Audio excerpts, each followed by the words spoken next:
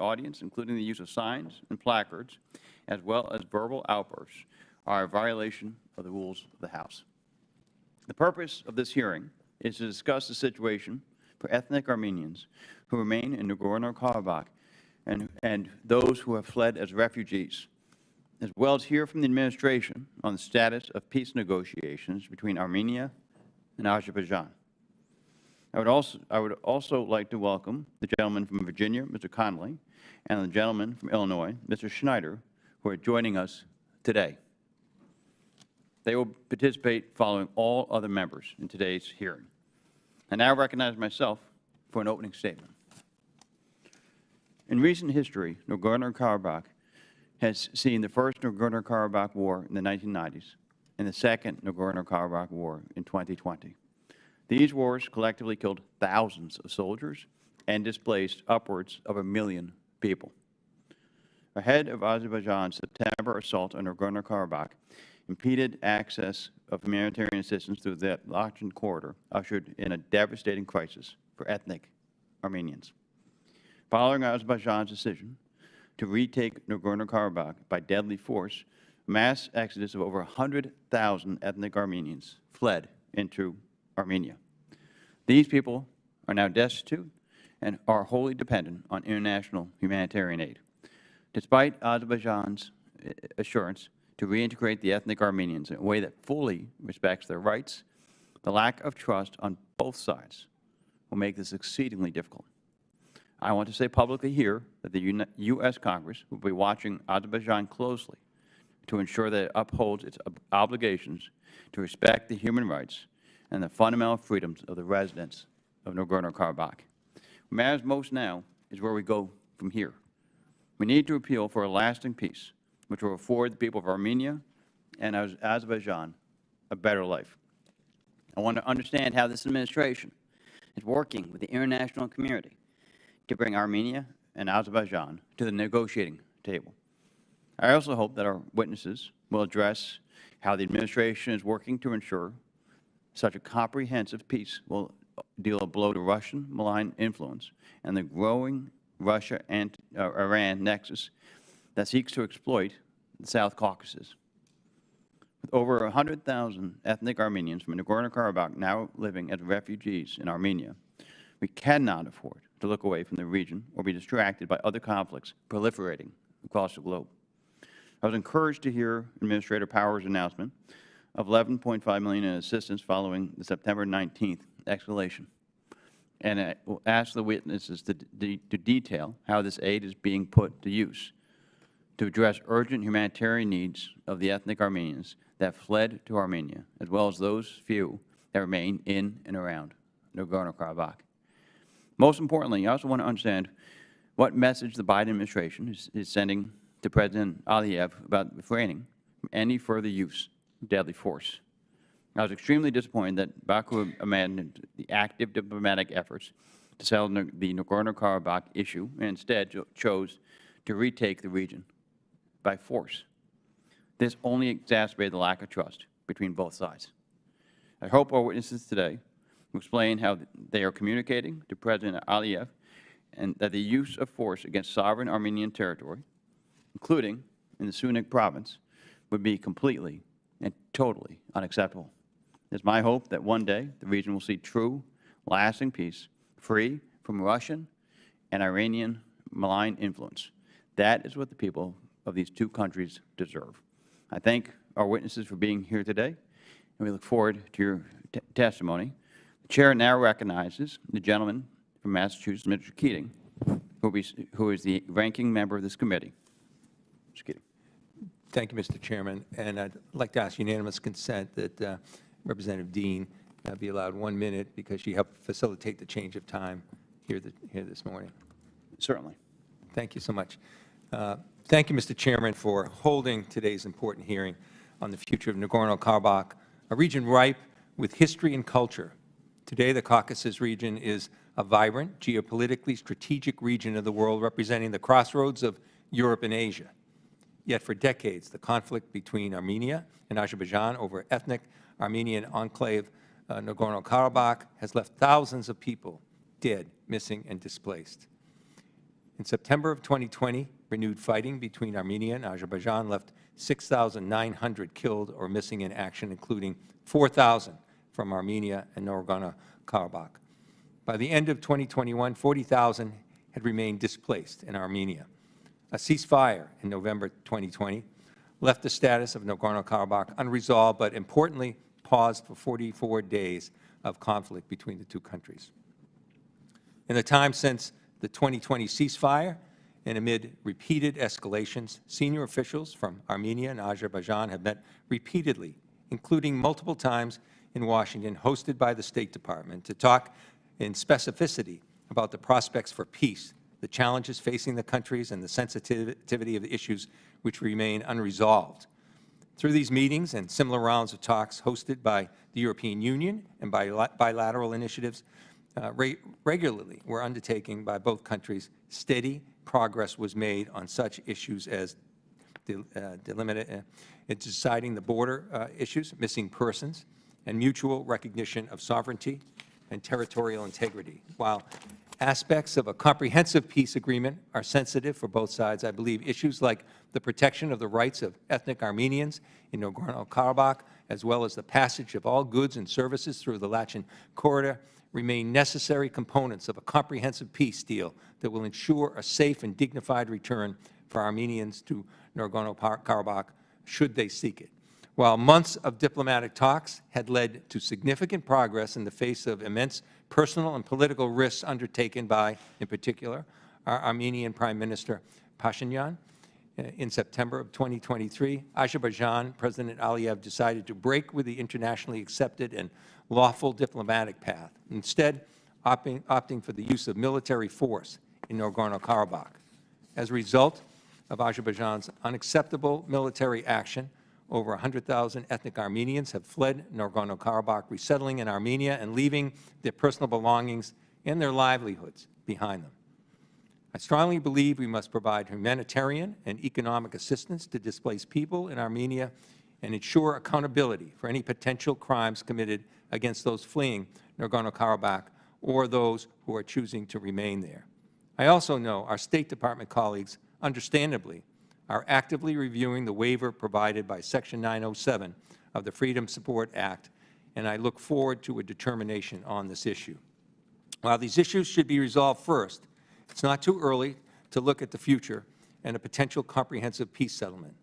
Importantly, any resolution to this issue must be made diplomatically and peacefully. Military action is simply unacceptable. It's been encouraging that just recently both sides have expressed a willingness to continue negotiations, something I strongly support as long as they're undertaken in good faith and good conscience.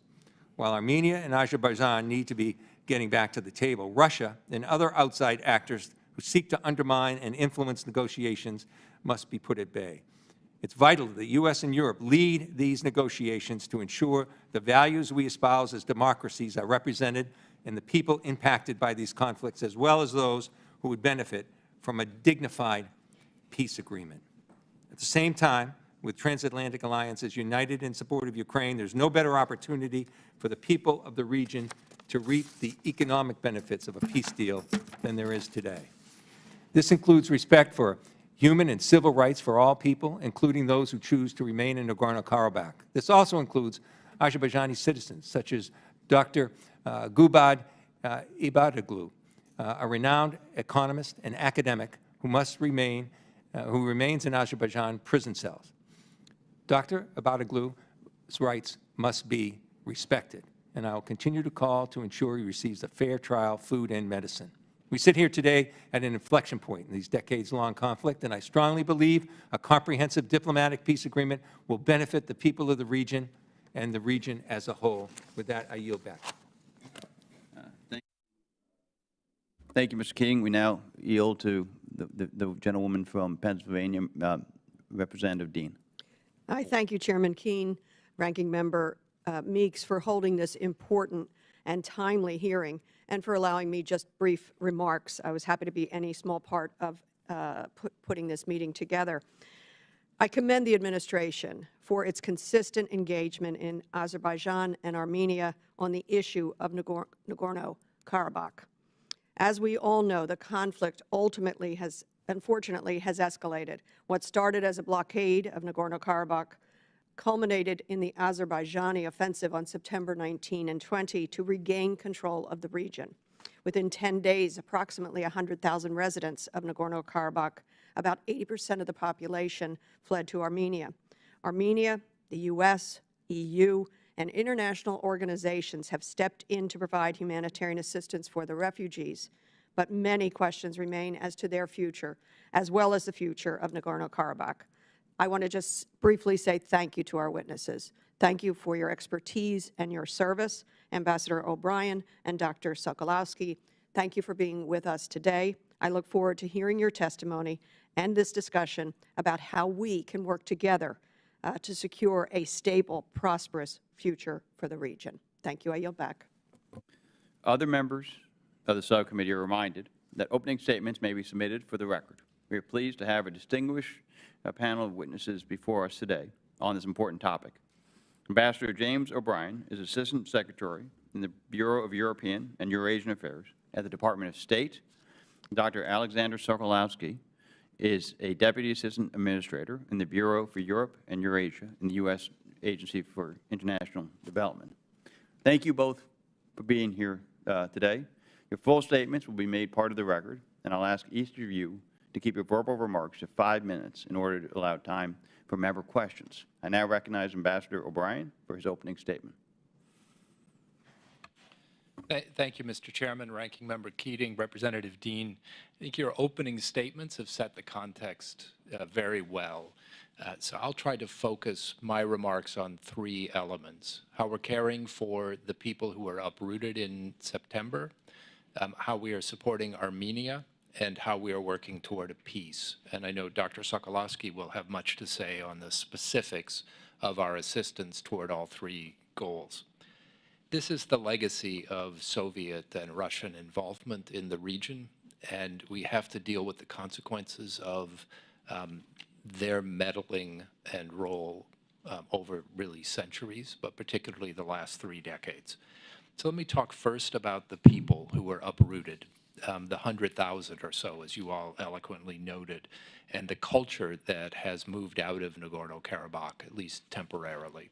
So we insist on the people having complete access to the territory, on the protection of the property, the protection of the culture, and that the people receive adequate information so that they can make a real choice about their future and know that they have the viable opportunity to return and live well in Nagorno-Karabakh if that's what they choose. I'm encouraged that the UN and ICRC report that they have unimpeded, unrestricted access to Nagorno-Karabakh to verify conditions in the ground, and we're working to be sure that they are able to speak with the refugees inside Armenia so that there's clear and reliable information available to them. So there are 2 things we're doing. One is we want them to have a viable choice, to have the information and the rights they need to make decisions for themselves. As you mentioned, we have already committed substantial money since September 19th to make this possible. I met on Friday with Prime Minister Pashinyan to discuss other steps that we might take to support the refugees and assist the government of Armenia with helping them in their current situation and with whatever choices they might make. And I know Dr. Sokolowski will have more to say about this. I also want to assure the committee that we are developing, at the Secretary's order, a comprehensive, thorough, and transparent record of what happened, not just on those days, but for the months before. We've commissioned independent investigators. We have our own investigators working in the field. There's information available from international NGOs and other investigators. And as we develop the record of what happened, we will be completely open about what we are finding. I can't put a timeline on this investigation, but we will keep you informed as we go forward. And I'm happy to say more about this. The second thing we are working on is support for Armenia. I've been fortunate to work on issues in Armenia over the last couple of years in my role as the sanctions coordinator at the State Department. I'm very impressed by the government's commitment to reform and to diversifying the relationships that it has, economic, political, energy, and security, particularly in the transatlantic community. And I think we owe it to the people of Armenia to help them through this difficult situation so that those choices they've made very bravely are able to help them have a more secure, stable, and prosperous future. So we're working closely with the European Union on providing an offer of support for Armenia over the next months. When I met with the Prime Minister on Friday, this was the main topic of our conversation, and I think it's critical to a secure, free, and prosperous region that we be supportive of the Armenian people and of the government and the choices that they've made. Third, we are pursuing a peace agreement. The sides have met multiple times. I saw the European Union mediators just this week, spoke with others this morning. They are hosting one of the parties today. The next few weeks will be critical in testing the parties' willingness to go from good intentions to saying yes. Because as we all know, yes is the hardest word to get in a negotiation. So how are we doing that? Well, we are deeply engaged. I think there have been 13 senior-level visits to the capitals, Yerevan and Baku, since September, as well as, and meetings among the parties as well. We're also deeply engaged with our Turkish colleagues as we go forward. We've made clear that nothing will be normal with Azerbaijan after the events of September 19th until we see progress on the peace track. So we've canceled a number of high-level visits, condemned the actions, and you mentioned, Representative Keating, the 907 waiver. We don't anticipate submitting a waiver until such time as we see a real improvement in the situation. All of this is to say we continue to urge peace. Now, why would they make peace now and not before? I think you each pointed to a couple of key elements. One of them is the economic benefit of peace. Central Asian countries are looking for new routes to get their goods to market. Those routes can run through Azerbaijan on to Georgia or down through Armenia to Turkey. We've said no use of force is acceptable. A transit corridor built with the involvement and consent of Armenia can be a tremendous boon to states across the region and to global markets who will receive access to these goods. A transit corridor created some other way by force or with involvement of Iran will, I think, be met with a very strong reaction and will not be a success. That's a simple choice.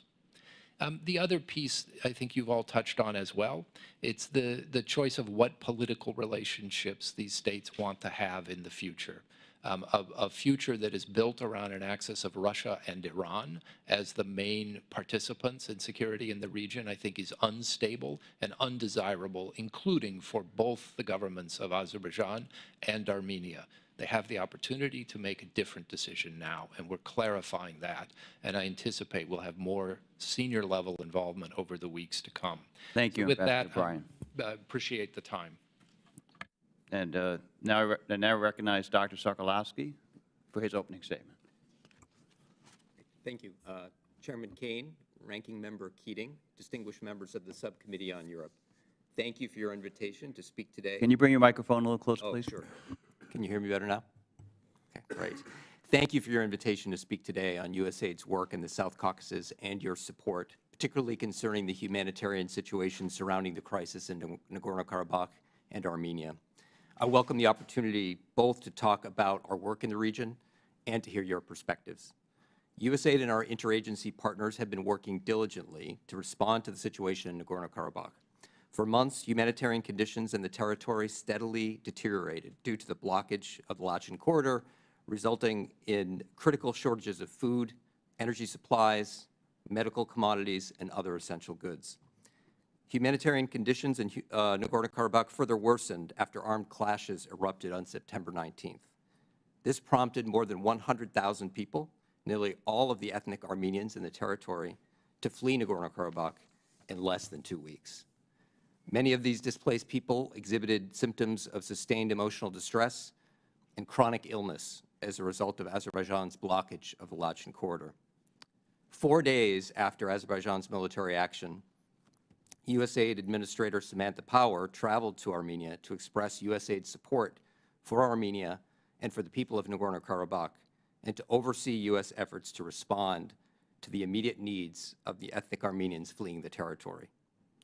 Administrator Power met with Prime Minister Nikol Pashinyan and underscored USAID's commitment to support the Armenian government in assisting displaced persons arriving in Armenia. The administrator traveled to Armenia's border with Azerbaijan to speak firsthand to ethnic Armenians fleeing Nagorno-Karabakh and with humanitarian organizations working to support the tens of thousands of people arriving each day. Administrator Power also announced the activation of a disaster assistance response team to identify priority response needs and to work with humanitarian partners to provide urgently needed aid. Administrator Power then traveled to Azerbaijan, where she met with President Ilham Aliyev to express the United States' deep concerns with Azerbaijan's use of force in Nagorno-Karabakh, and to press the Azerbaijani government to allow humanitarian access to the territory, to protect Armenian religious and cultural sites, and to take clear steps to give ethnic Armenians the confidence to return safely. Assistant Secretary O'Brien already noted the $11.5 million in assistance announced on September 26th. And additionally, USAID has focused nearly $6 million in funding from existing programming at USAID Armenia to respond to the humanitarian crisis. This assistance provides immediate food, hygiene, shelter materials, child protection, and support to local governments and communities where the new arrivals have come to. Last month, USAID's Assistant Administrator for Europe and Eurasia, Ambassador Erin McKee, traveled to the Caucasus to receive updates on the situation and to communicate our ongoing commitment to the displaced people of Nagorno-Karabakh. In early October, I also traveled to Armenia to meet with those who had left Nagorno-Karabakh, to consult with Armenian government officials on how we could cooperate further, and to assess USAID's ongoing response efforts. One key takeaway from my trip was the sincere appreciation that displaced persons had for the government of Armenia and the positive assessments of its response so far. As one woman put it to me, we felt alone during the blockage of the Lachen Road, but now we feel that Armenia has welcomed us. In addition to our response to the crisis, USAID has been increasing longer-term development support to Armenia to strengthen Armenia's economic resilience, improve public service provision, and consolidate democratic reforms. In recent weeks, we have deployed teams to Yerevan to explore ways of helping Armenia become more resilient over the longer term, particularly in the governance and in the energy spheres. Thanks to generous support from Congress, USAID has increased its assistance to Armenia by more than 50% since fiscal year 2018. This funding has allowed us to work with the government of Armenia, civil society organizations, and help Armenia foster economic growth, strengthen civic engagement, help diversify its energy supply, and support a more pluralistic, reliable information environment. USAID is also helping Armenia to build economic and trade linkages with Western partners and to increase economic opportunities for women and young people. Lastly, USAID remains committed to promoting peace, stability, and prosperity across the South Caucasus. To that end, we've recently launched regional programs focusing on goals common to all three countries in the region, specifically rural development and natural resources management. Through these cross-border programs, USAID seeks to build partnerships that create the basis for shared prosperity, improved livelihoods, and peace. Thank you again for the opportunity to discuss USAID's priorities and efforts. I look forward to your questions. Thank you, Dr. Selkolowski. And I recognize myself for 5 minutes. As I mentioned in my opening remarks, the U.S. must send a clear message to President Aliyev that the use of force against sovereign Armenian territory, including the province of Sunak, would be completely unacceptable. Ambassador O'Brien, what measures is the administration prepared to use to deter such move by Baku? Is the decision to forego, as you alluded to in your opening comments, a Section 907 waiver for Azerbaijan part of that effort, and what else? What other measures are you taking? Thank you, Mr. Chairman. So we have signaled repeatedly Ambassador Power communications from the Secretary, every high-level contact we've had, that the use of force inside Armenia is completely unacceptable. The authorities in Baku have assured us they have no such intention, and we're monitoring very closely the movement of troops and any indication that they might have plans otherwise. As I indicated, we've told them that there's no chance of business as usual as long as the peace agreement goes unconcluded. So what steps do we take with that? It's two things. One is we have canceled a number of senior-level engagements. We do not anticipate submitting a waiver on 907, which enables us to provide some assistance to Azerbaijan. And it is assistance that's meaningful both to them and to us, so this has some effect. And we are noting that the possibility of building a transit corridor hinges on the conclusion of a peace agreement and an agreement with Armenia on working consensually to develop that. So we're putting forth all the elements that we see as important in the relationship in order to see whether we can get a peace agreement concluded now. Okay. Thank you. Ambassador O'Brien, in your written testimony, you said that the State Department is supporting efforts to interview those who fled Nagorno-Karabakh to learn more about what they experienced. What has the State Department learned from these interviews about the living conditions of ethnic Armenians and their treatment during Azerbaijan's offensive? So I don't want to get in front of the conclusions, and I want to maybe offer a little context. In my background, I began as a young State Department lawyer where I was one of the informal group at the time to investigate the activities in Bosnia where the phrase ethnic cleansing first came to international attention. This takes some time because we're dealing with a population that had been under enormous stress in the months leading up to the events of September 19th and has been through an extraordinarily difficult time. So we're just beginning to speak with the residents, and it's not just us. We're also, there are other groups that are actively involved. We want to be sure that we're not re-interviewing the same people in a way that it causes them further trauma. So this coordinating effort's taken some time. What we're learning is there was a period of a condition of fear due to the closure of the Lachin corridor in the run-up. That's no surprise to anyone. And so that when Azeri authorities came in forcibly on September 19th, it caused the residents to want to leave. Now, exactly what activities took place where, under what command and control, and how that was conveyed to the residents, these are all subjects we're seeking to learn. And again, it's not just government officials doing this. We know that there has been a report published by Human Rights Watch. The International Crisis Group is publishing results of its interviews. We also anticipate that the Helsinki committees from Norway and Poland will have their own independent reviews. All of those things will coordinate or we will bring together in a report that we think will give us a true picture. But it does take some time as we deal with a population that is still itself analyzing what has happened to it. And Dr. Sokolowski, what more does the international community need to be doing to address the urgent needs of ethnic Armenian refugees now in Armenia? Sure. Thank you very much, Mr. Chairman, for that question. If I could start, partly respond a little bit to the previous question, because USAID has sent the Bureau for Europe and Eurasia's leading expert on human rights for the region to Armenia to work with our mission on developing an additional programmatic effort that would seek to gather testimony from those who have come from Nagorno-Karabakh to Armenia. And we are, of course, coordinating closely with many of the groups that my colleague had mentioned, including the State Department and non-governmental organizations. I would just concur with what he said with regard to this takes time and we want to make sure that we do it right, but we are definitely focusing on that issue. With regard to the second question in terms of understanding the need and if we are meeting the need, I would start with two things. First, we are engaged in a broad and deep conversation with the government of Armenia, particularly with the Ministry of Labor and Social Affairs, which is the lead agency for responding to the new arrivals from Nagorno-Karabakh. to make sure that the needs are being met, and we are helping them and working with them to see what their needs are and responding appropriately. Of course, they are signaling to us areas where they see additional areas for need, and we're in that conversation with them right now.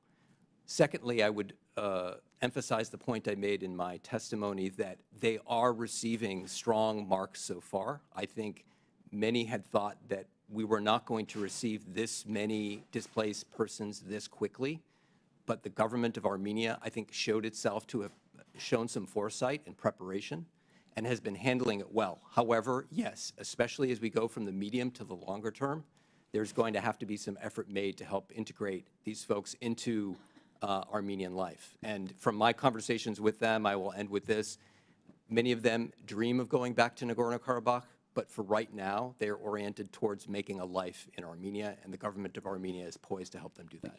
Thank you. And I now recognize Ranking Member Keating for any questions that you may have. Thank you, Mr. Chairman. Ambassador O'Brien, you mentioned, the mutual interest in economic prosperity and stability in the region, and you mentioned U.S. interest and European interest as well. One of those areas, there's reports that have indicated that Russia has been using its influence with the post-Soviet states in the region to circumvent U.S. and European sanctions in aid of their war effort in Ukraine. How's the U.S. working with the countries affected, including Armenia, to try and deal with this issue? It's a great question, Representative. So just to focus on Armenia, the government itself has undertaken some very interesting reforms that allow it to track trade with Russia. So in almost real time, they can see which firms are involved in this circumvention trade, and then we're able to take measures to stop that trade. It works remarkably well. We just hosted a technical group here in my old office about 2 weeks ago, and the recent statistics are very encouraging. We can verify these through our own sources. The one hole is that as a result of the 2020 ceasefire, so that was signed under the previous administration, the Russian troops actually control 2 key border crossings from Armenia to Russia. One is at the airport and another land crossing into Azerbaijan. So the government has no control over the goods that flow through those items. It just makes even more urgent the point you made in your statement that we need to find a more stable way for Armenia to govern itself and to have the Russian peacekeepers leave when their 5-year term is up in another year and a half. We can do that only if we are deeply engaged in the terms of the peace agreement that emerge. If we stay out, then Russia continues to control the border. Yeah, thank you for that. My involvement, and I want to really congratulate our State Department with everything going on in the world. Your efforts to focus on this are critical. I think we were at the cusp of an historic peace agreement, something that people never thought could happen. I looked at Northern Ireland in Ireland years ago when people said the divisions are so deep there can be no peace. And the Good Friday Agreement proved that there can be. I viewed this in the same light. And at times of critical historic achievement in terms of peace, leaders have to step forward. I think that, Prime Minister Pashinyan has taken a great deal of criticism, but has stepped forward, and I think he deserves enormous credit for realizing long-term benefits to his country. And I look to President Aliyev, because you referenced him in your discussions initially. How would you categorize their role, their importance, and where we are with those leaders? Because historic change happens through courageous leadership of people in those countries, willing to take internal criticism to do the most beneficial outcomes for their own country. So could you take a few minutes and talk about how do you characterize their roles in the importance of their moving forward on this? Thank you for this, and I think it's the right focus. And also, thank you for the kind words to the State Department. I'm the new guy on this beat, but the team from the Secretary, who's had 3 meetings with the parties, to Lou Bono, the Special Representative, who's had multiple meetings, Ambassador Yuri Kim, who's traveled out, Ambassador Power. The team has been, I think, very creative and diligent in pursuing this. But it all ultimately turns on what the 2 governments decide and whether the leaders are willing to say yes. And that is by far the most difficult thing to say.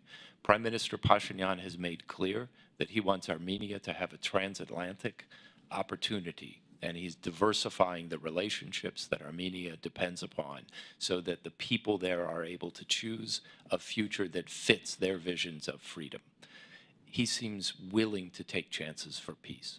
The question really is whether President Aliyev is willing to do that, and he has said he is. So now is the moment, because the challenge always for a power that feels stronger, and I think it's fair to say Azerbaijan feels that it has the oil and gas revenues, the relationships, the ability to have some options. The challenge is always when it's time to cash the options in and commit to one path for the future. So how do we do that? We're talking a lot with Turkey, which has very close relations with the government in Azerbaijan, and we're trying to lay out a path that makes clear the benefits that come from peace and the costs that come with choosing to wait further. And really, the decision will be his on whether he says yes or not, and we want that to happen in the next few weeks. All signs are they're willing to consider it, but getting to yes is always a difficult matter, as you know from your work in the Congress. Thank you. I yield back. Thank you, Mr. Keating. I now recognize the Vice Chair of the Europe Subcommittee, Mr. Self from Texas. Thank you, Mr. Chairman. A couple of comments on your testimonies, both written and verbal. The cannot be business as usual in our bilateral relationship. I will tell you, we hear the same language out of the State Department when it comes to Qatar hosting the Hamas leadership, and yet I see no difference in the behavior toward Qatar. I think that this is another attempt to pull a nation out of the Russian orbit, Armenia specifically. And it's, I wish you success, but Serbia, you're having less success, so I'll just make that comment. And also the recent pipeline, you talked about a route across Armenia. The recent pipeline from Azerbaijan to Turkey bypassed Armenia completely. So it will take a change in approach by both Azerbaijan and Armenia in order to make any route across Armenia. So now, getting to the question, you have not had a Section 907 waiver for the first time in 20 years or so. First of all, 2 questions for you, Ambassador. The first one is, what is the impact on our national security goals? Obviously, countering Iranian smuggling operations. This is a very dangerous part of the world. That's the first one. And second, I would like your opinion on the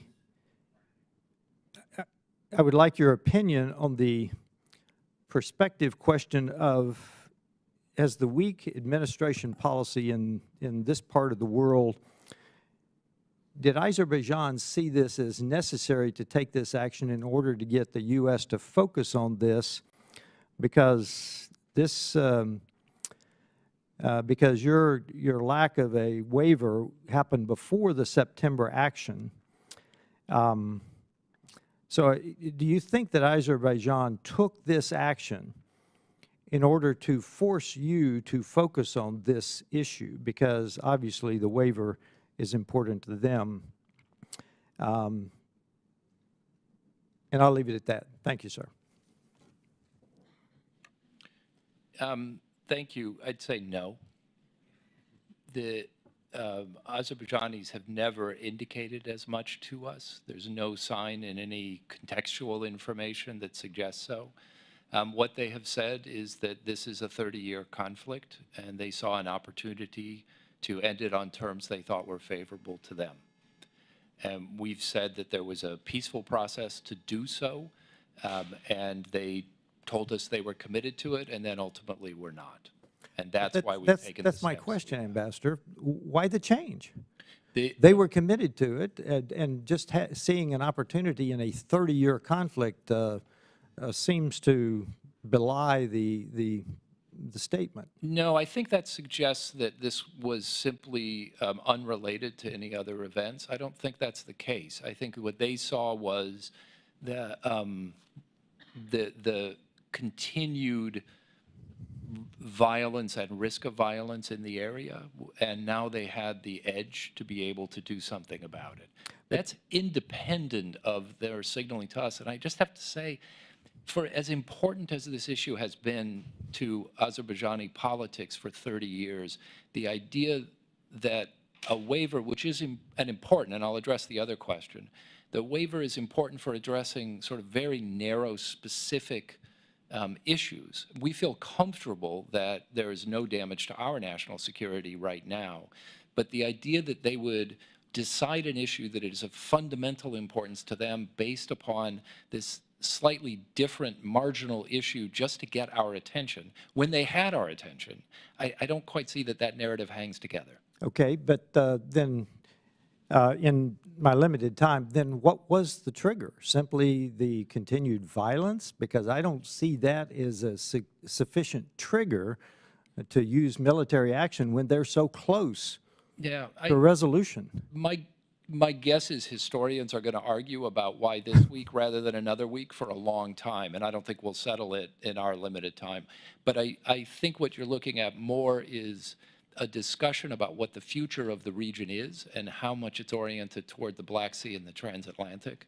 And they saw this as an issue that they now had the ability to do something about, and so they did it. And now we are trying to deal with the consequences of that in a way that, as you say, weans the states away from the Russian orbit. Yeah. Thank you. Chairman, I yield back. Thank you, Mr. Vice Chairman. I now recognize Ms. Titus from Nevada for 5 minutes. Thank you, Mr. Chairman, and thank you both for being here. I'd like to ask Secretary O'Brien if you would talk some more about Turkey. You mentioned it a couple of times and that we're engaging with Turkey more, but I'd like to hear some more detail about that. We're all familiar with the kind of fraught history between Turkey and Armenia, and we've only just recently, in 2021, recognized officially the genocide.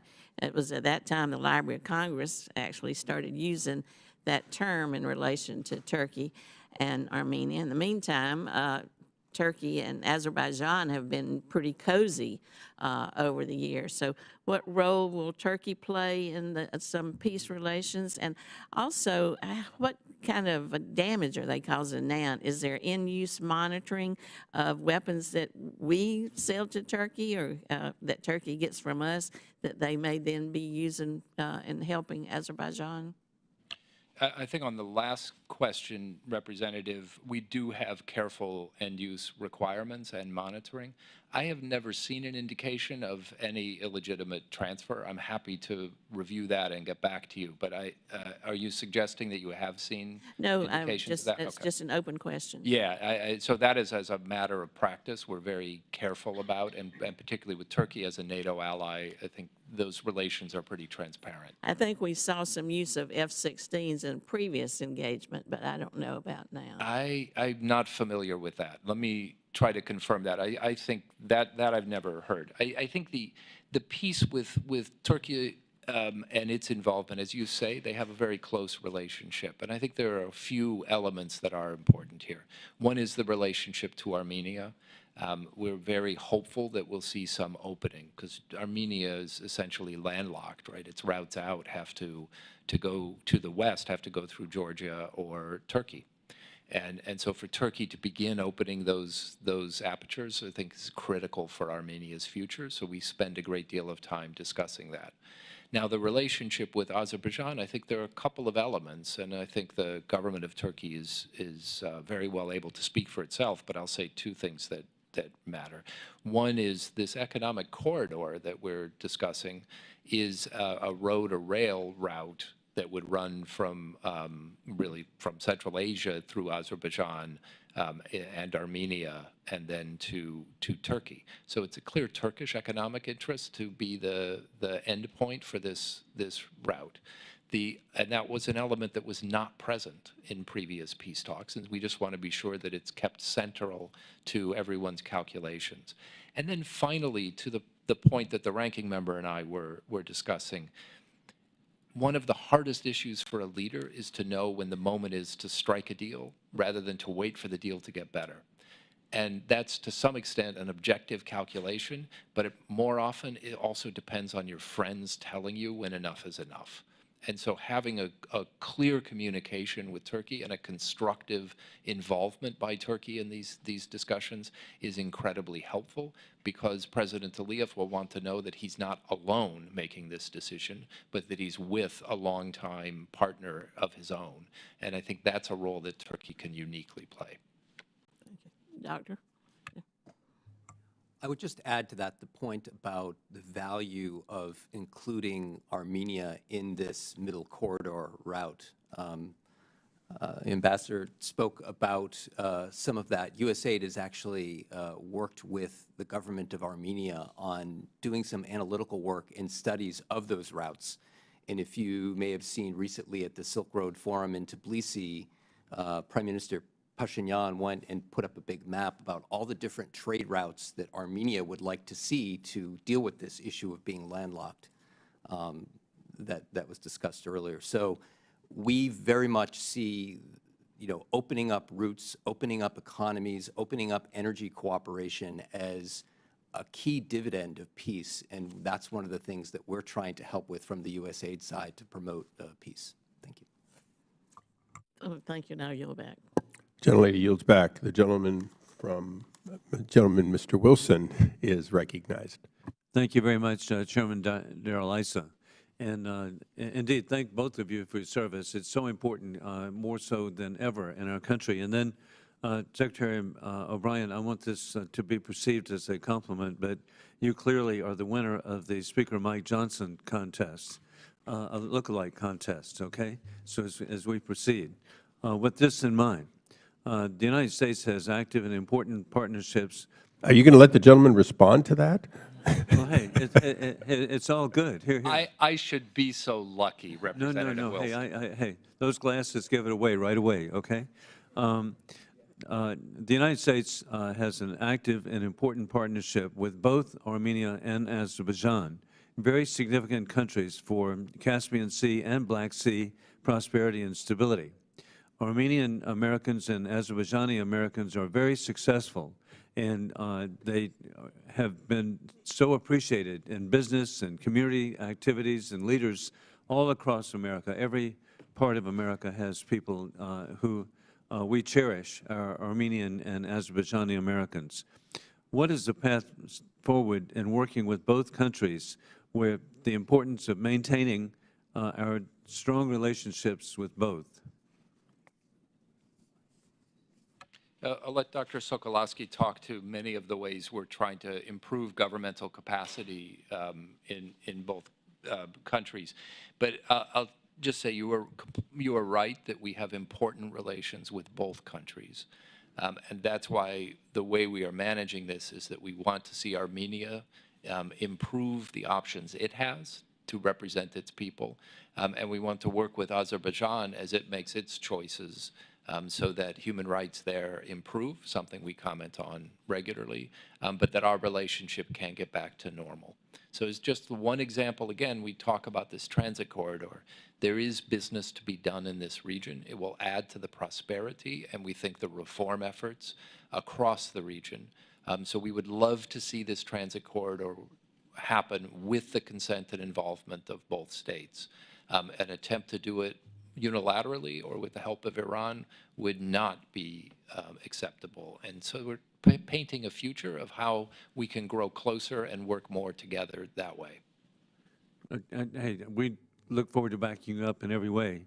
Additionally, how would the withholding of Section 907 waiver and stopping security assistance to Azerbaijan impact other national security goals, such as countering the Iranian smuggling operations?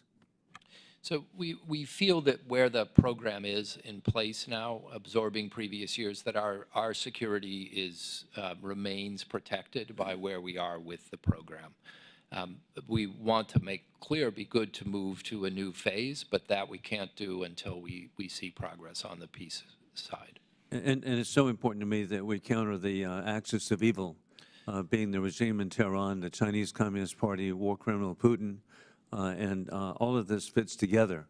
And it's to the benefit of the people of Azerbaijan and Armenia that indeed the dictators with rule of gun do not prevail over democracies with rule of law, and we need to be sticking together. Additional to that, Mr. Secretary, Putin has 3,000 soldiers at a military base in Armenia, which is startling, and they claim that they have a right to be there through 2044, but that's not clear. And so what can be done to assist the people of Armenia to request Putin to take his troops home? I think I agree with both the statements you just made. I think the answer to both is the same. Our involvement in concluding a peace agreement between these countries is the way that each can find a way forward. The Russian troops are present under, at the moment, it's a 5-year initial term following the 2020 peace agreement. If there's an alternative for the countries, then there'll be no role for these Russian peacekeepers. I mean, they've already failed as peacekeepers. And so the best approach is to give both these countries the alternative of working with us and the West. And I know that we're here in regard to Nagorno Karabakh, but I was grateful for Congresswoman Titus bringing up Turkey, our NATO ally. Somehow we've got to have them understand how important they are to world security, and we need to have rapprochement in every way that we can. So, hey, what I'm just telling you, you need to be a miracle worker. Thank you very much. Gentleman yields back. We recognize the gentleman from California, Mr. Costa. Thank you very much, Mr. Chairman, and I want to thank the Chairman of the Subcommittee and the Ranking Member for holding this hearing. I think it's timely and important. We had actually requested this over a month ago, and I'm glad we finally are here. We've also followed up with a bipartisan letter on a number of actions that I would like to bring to the attention of the State Department and follow up. I don't think we've gotten answers to those yet. Let me begin, first of all, though, and I concur with the earlier point that was made with Dr. Iabaldo, who's being held captive. I think we need to stay on top of that and obviously request his release. It's the humanitarian thing to do.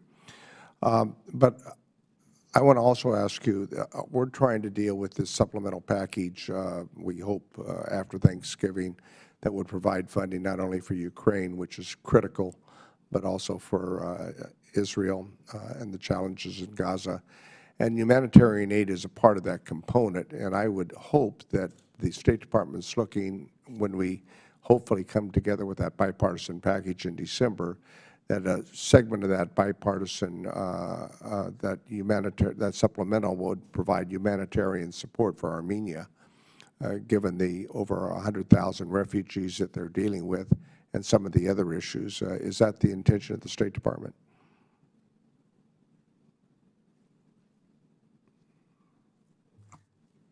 I can take a first stab at it. Thank you very much for the question, Representative Costa. What I can reiterate is that in our conversations with the government of Armenia, they continue to identify needs that they— Yes, they have, and they've been providing members right. of Congress with those needs. I assume they've been providing you with those needs as well. Yes, correct. And we're in conversations with them on trying to meet those within existing resources that we have. They are handling those to the extent that they can, but yes, I can confirm that they are asking for— I mean, they've made a 6-month commitment to these refugees for housing, for medical assistance, and for economic relocation. Let me move on.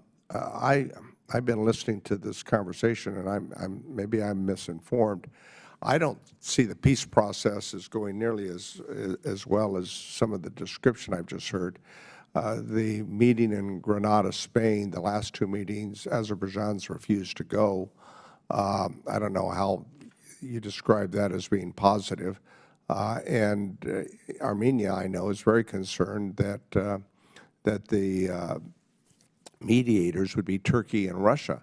I mean, Russia did absolutely nothing but allow the Azerbaijan to do the ethnic cleansing. It was ethnic cleansing that happened with the removal of these Armenians from their historic homeland in Nagorno Karabakh. I mean, to call it something else, these folks did not want to leave, and the corridor, I'm not convinced that they have access to go back to their homes. I'm hearing something entirely different.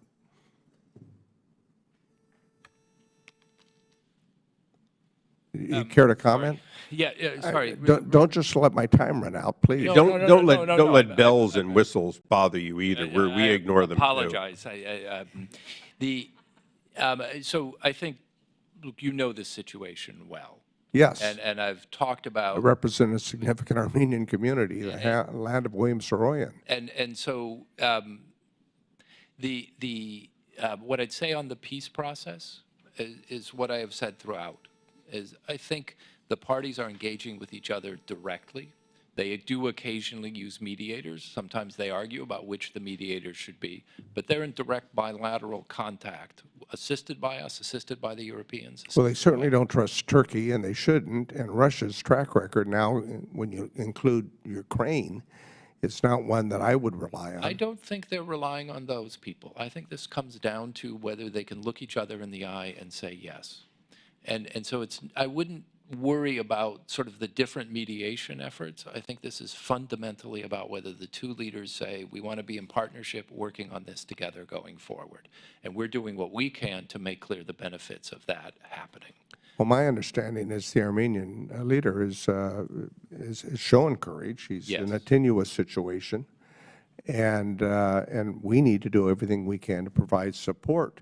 And the corridor that you talk about, I think, from what I hear, the Armenians are concerned and feel threatened by that corridor and what it might imply for another grabbing of land by Azerbaijan once it's established, and what kind of role they would play, or any benefits that they could, or whether or not they could hold Azerbaijan to an agreement that they would benefit from that corridor that would be in portion on Armenian land. But those are problems to be solved, Representative.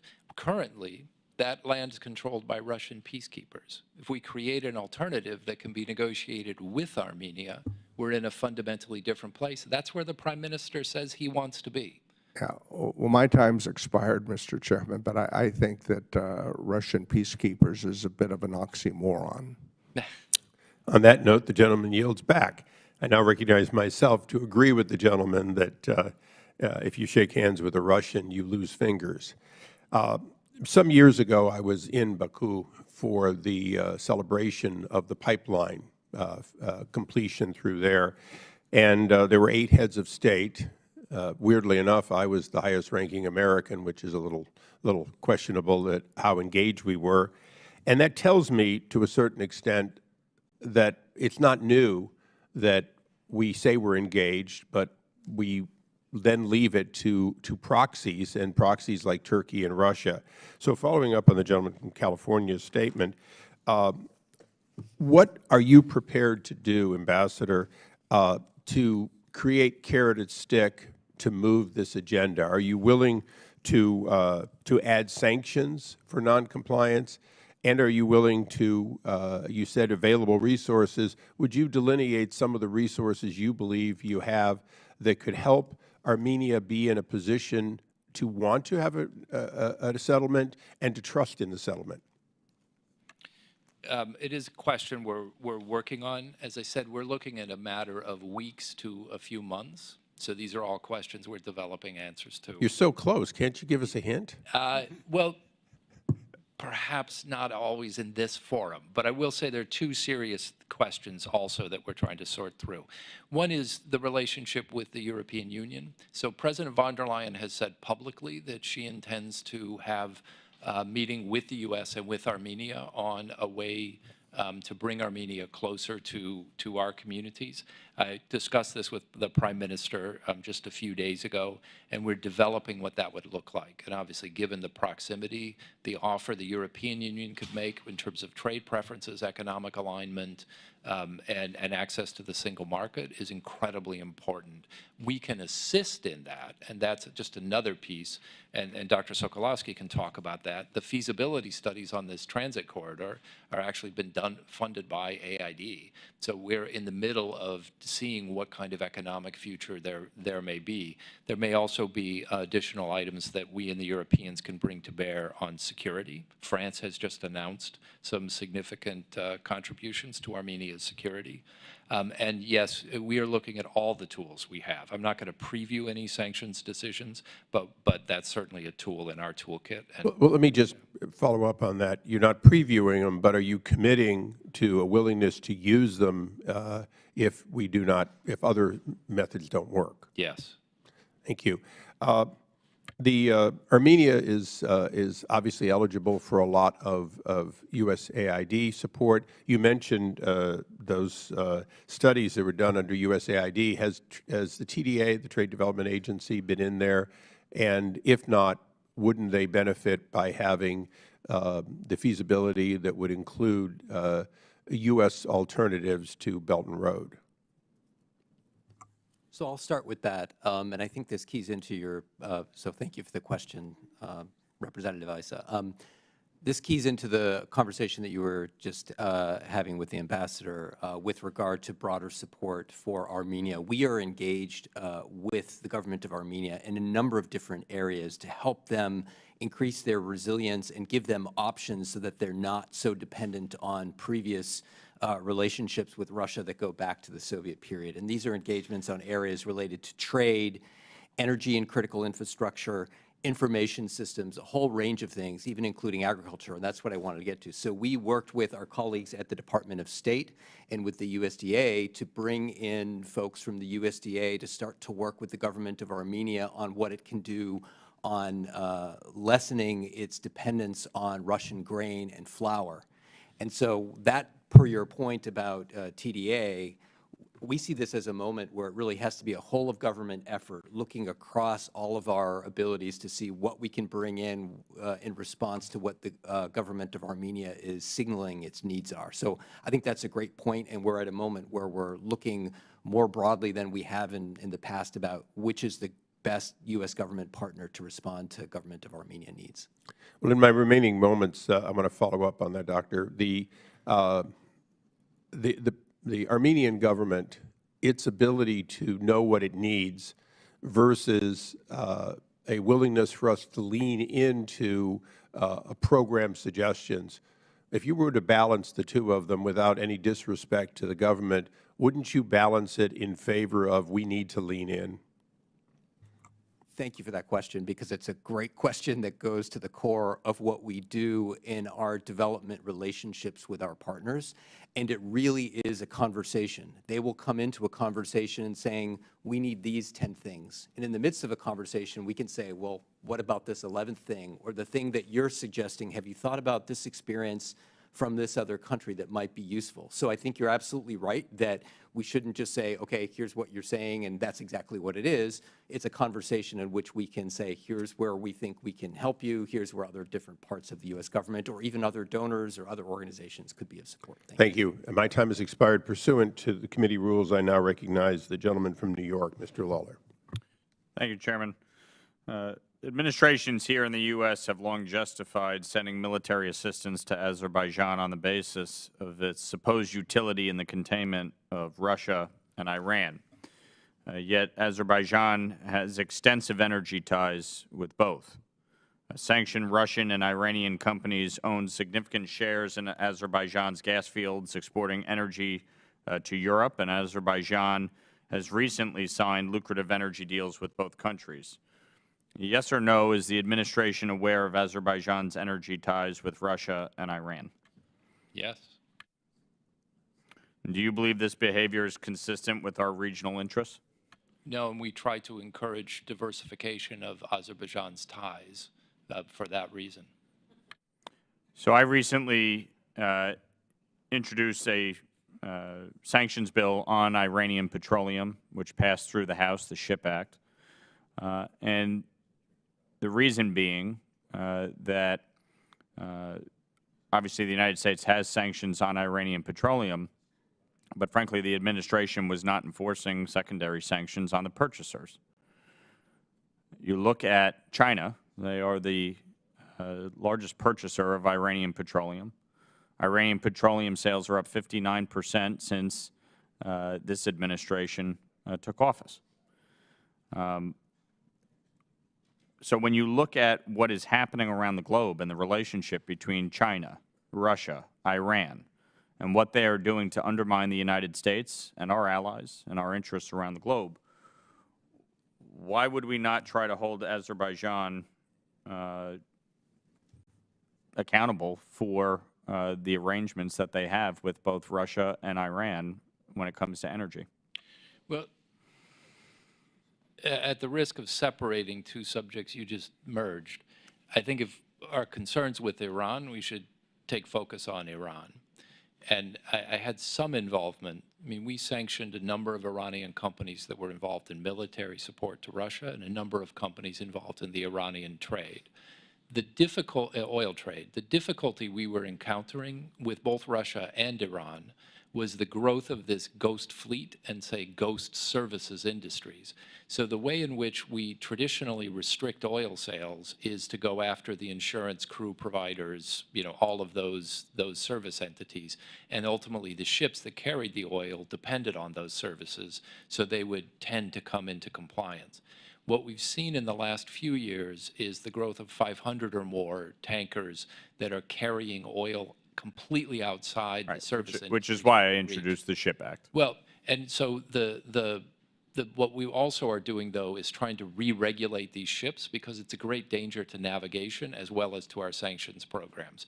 So we've issued the first steps along that way. I think you saw some initial sanctions come out in the last package, as well as an advisory that's increasing the due diligence requirements of those who would sell the ships or buy them back and otherwise service them. And we're now engaged with the ports to which these ships go because to recognize the dangers and increase their regulation of them as well. So there are a couple different ways of slicing the cake here, but we're trying to get at the same problem with the tools that we have available to us. President Biden recently noted that when autocrats don't, quote, pay a price for their aggression, unquote, it only emboldens their behavior. What has the Biden administration done to ensure Azerbaijan pays a price for its aggression? So as I mentioned, we've made clear to them that there's no business as usual. We've suspended high-level contacts and on a variety of topics, and we have not and don't anticipate submitting a waiver on 907. The real question is, so is that enough? And President Aliyev has traditionally tried to balance his ties to the regional players, Russia, Iran particularly, Central Asia, as well as to the West.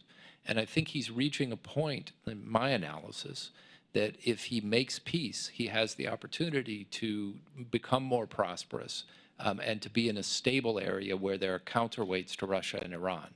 If he fails to make peace, he's really saying that in the future, I want to be beholden to Russia and Iran at a time when those two powers are getting much closer to one another than they are to him. And that puts him in the position of being very much the odd man out in a three-way game. And I think that's not where he should want to head. So we're trying to provide him with the alternative of a better future. Thank you. Yield back. The gentleman yields back. We now recognize the gentleman from Illinois, Mr. Schneider. Thank you, Mr. Chairman, and I want to thank the witnesses. From December of last year to September of this year, Azerbaijan blockaded the Lachin corridor, the only connection between Armenia proper and the ethnic enclave of Nagorno Karabakh or Artsakh.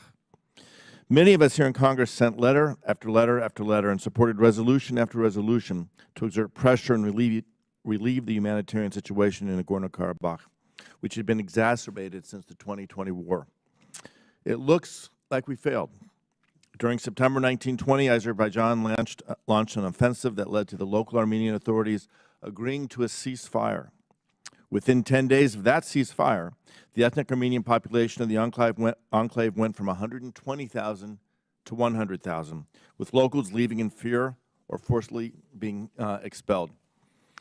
Approximately 300 people died, 220 of them in a fuel depot explosion about which we don't yet know enough of the details. Dozens remain missing. I want the people who chant ceasefire now around the world not to forget Nagorno-Karabakh. That ceasefire ended in an ethnic cleansing, not a multi-ethnic harmony. American relations with Azerbaijan are inherently complicated. Azerbaijan shares our skepticism of Russia and Iran, and the country supports our ally Israel. We can't ignore the strategic opportunities and shared priorities with Azerbaijan. But we must also be firm advocates for our values and the principles of human rights. The tightening of the stranglehold around Nagorno-Karabakh over the years until the ethnic Armenian population was forced to leave was not just about counterterrorism, and it was not just about geopolitics. When we reflect on how this could have possibly happened, I want to share a story that took place in Hungary in 2004. Gurgen Magarian, a lieutenant in the Armenian army, was in Budapest, participating in a 3-month English course as part of NATO's Partnership for Peace program. He was sleeping in his room around 5 a.m. when Gurgen was axed, hacked to death by an Azerbaijani lieutenant, Ramil Safarov, a fellow participant in the very same program. Gurgen received 16 blows to his face, and his head was nearly separated from his body. Safarov was convicted of murder and sentenced to life by a Hungarian court in 2006. Sadly, in 2012, 2 years into Viktor Orban's premiership, Safarov was extradited to Azerbaijan. The killer was greeted as a hero and pardoned by President Aliyev. The Defense Ministry promoted him to the rank of major and furnished him with an apartment and back pay. So this story leads me to ask you, Ambassador O'Brien, what should be our takeaway from what happened in 2004 through 2012? How should we think of the possibilities of peace between Armenia and Azerbaijan in this context? I think, Representative, that's a reprehensible set of events. Peace is always made between adversaries, and to see any successful peace through to its conclusion, there needs to be accountability for crimes, but there also needs to be some measure of setting a new path going forward. And what lies before us now is whether that's possible in this case, and that lies with the parties. We are creating a path for them to take and incentives for them to go there.